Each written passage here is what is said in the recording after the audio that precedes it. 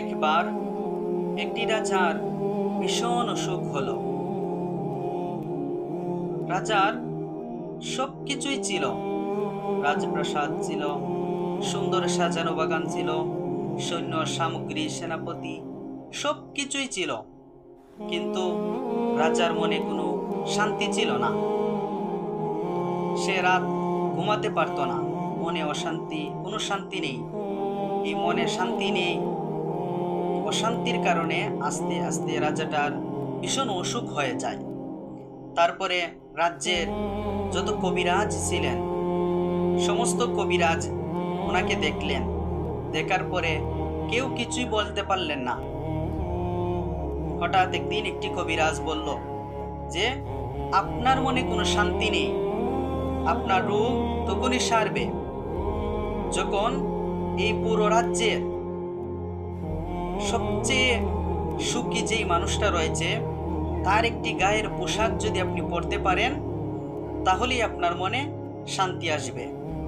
সেই কবিরাজের কথা শুনে রাজা সেনাপতিকে বললেন, সেনাপতি খোঁজ নাও এই রাজ্যের মধ্যে সবচেয়ে সুখী মানুষকে, তার একটি জামা আমার জন্য নিয়ে আসো। তারপর সেনাপতি সৈন্য নিয়ে বেরিয়ে গেলেন, খুঁজতে লাগলেন এই রাজ্যের সবচেয়ে সুখী মানুষকে। সেনাপতি খুঁজতে খুঁজতে গেলেন বড় বড় শিল্পপতি যারা রয়েছেন তাদের কাছে গেলেন, বড় বড় দন্য ব্যবসায়ী তাদের কাছে গেলেন, বাজারের মধ্যে গেলেন, সবচেয়ে বড় ব্যবসায়ী যিনি আছেন তার কাছে গেলেন, গিয়ে বললেন আপনি তো সুখে আছেন, আপনার একটি জামা দেন। সেই বড় ব্যবসায়ীটা বলল, সুখে আছি বলতে অনেক টেনশনে আছি ব্যবসা নিয়ে। এইভাবে নানা রকম অনেকেই অনেক অজুহাত দেখালো। দেখা যাচ্ছে যে কারো মনেই কোনো শান্তি নেই। সেই রাজ্যের বাজারের একজন ব্যবসায়ী বলল যে এখান থেকে রাজ্যের বাহিরে একটু দূরে নদীর তীরে একটি গাছের নিচে একজন যুবক থাকে, একটি ছোট্ট কুটিরে, সে মনে হয় অনেক সুখে আছে, তার কাছে গিয়ে দেখতে পারেন। সেই কথা শুনে সেনাপতি গেলেন সেই জায়গায়, গিয়ে দেখলেন নদীর তীরে গাছের নিচে একজন যুবক বসে আছে, ছোট্ট একটি কুটির রয়েছে, সেখানেই সে থাকে।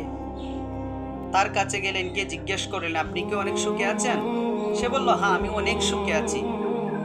সেই কথা শুনে সেনাপতি খুশিতে লাফিয়ে উঠলেন যে এবার মনে হয় আমাদের রাজা ভালো হয়ে যাবেন।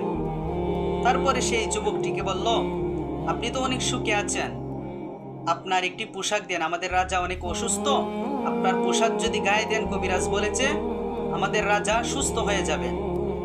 ওই যুবকটি বলতেছে আমার তো কোনো পোশাকই নেই।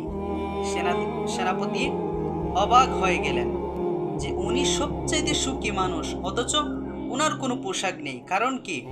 সেই যুবকটি বলতেছে আমার কোনো পোশাকের প্রয়োজনই হয় না, এতটা ঠান্ডাও নেই, সুন্দর খোলামেলা আবহাওয়া, নদীর তীরে স্নিগ্ধ হাওয়া, মন এমনিতে শান্ত, জুড়িয়ে যায়, আমি অনেক সুখে আছি, আমার তো পোশাকের কোনো প্রয়োজন হয় না।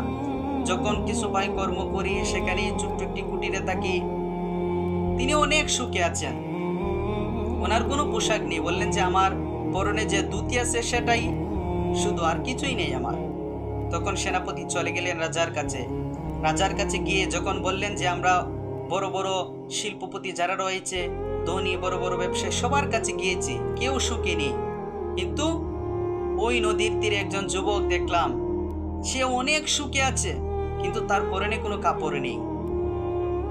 সেই কথা শোনার পরে রাজা চিন্তা করলেন যে যারা বড় বড় শিল্পপতি রয়েছে, ব্যবসায়িক রয়েছে, কেউ সুখে নেই, কিন্তু ওনার কিছুই নেই, কিন্তু অনেক সুখে আছেন। তখন রাজা চিন্তা করলেন যে সুখে থাকার জন্য বড় বড় রাজপ্রাসাদ, সুন্দর সাজানো বাগান, সৈন্য সামগ্রী কিছুরই প্রয়োজন হয় না। আল্লাহ যতটুকু দিয়েছেন এই ছোট্ট জীবনে আপনাকে যা কিছু দিয়েছেন, সেগুলো নিয়ে যদি আপনি সন্তুষ্ট থাকতে পারেন, তাহলেই আপনার মনে শান্তি আসবে।